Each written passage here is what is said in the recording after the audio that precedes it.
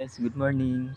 Ako pala si Kahagod Bin. So ipakita ko po sa inyo kung gaano ka yung mga tangkal ng baboy dito na hindi na nila nilalagyan ng baboy, gawa ng bawal na daw dito sa aming barangay kasi nangangamoy daw po yung tae ng baboy. Kaya ito po siya guys, oh. Ito siya, oh, pwede pa to, oh. Pwede pa siya lagyan ng baboy.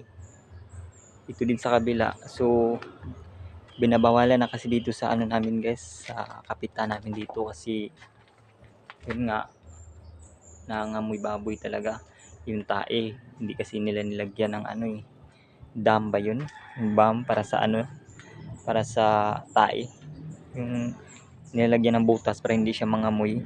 So ito siya guys, napakalaki, oh. Oh, di ba? Siguro nasa, I think nasa 20 ka baboy nito, pwede lagyan ng 20 ka baboy guys. Ang laki, sinayang lang nila, grabe. Oh, pwede pa tumaayos guys, oh. Siguro hindi nila na to, sira-sira na, oh. Sayang guys. Oh, di ba? Pwede pa to lagyan ng baboy. Oh, sayang lang. Oh. So, dito tayo sa isa. Oh, di ba? Sira-sira na ito. Pwede pa talaga to lagyan ng baboy, oh. Pwede pa to kasi matibay pa tong simento, block dito. Oh, di ba? Pwede pa to guys. So siguro hindi nila na to. Hindi nila nalagyan ng dam ba yan, sa ang tawag sa Tagalog yan. Kasi para maano yung tae.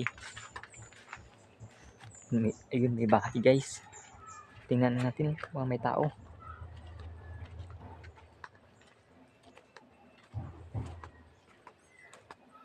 Tingnan natin.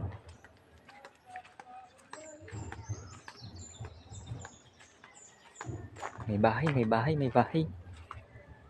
May bahay. Tukin nga natin guys. Tanungin natin kung ano dito nangyari sa dito, mga ad nila ng baboy. Tao po. Tao po. Walang tao. Tao po. Tayo guys, pasok na tayo guys. Kabila guys. Walang tao. Tao po. Wala talaga. So ito pa, oh. Meron pa isa dito guys. Tingnan natin. Yun, oh. Adin to ng baboy, oh. Kulungan din yun ng baboy, oh. Sayang lang. Sus. Oh, di ba? Ayun, dami dun, oh. So hanggang dun pa yan guys, oh. Marami din dyan sa dulo guys.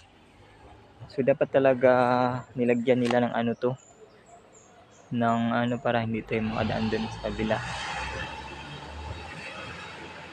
Dapat nilagyan nila ng guys, para sayang to guys, oh. Oh, sa dulo pa, oh. Tingnan natin, daan tayo dito.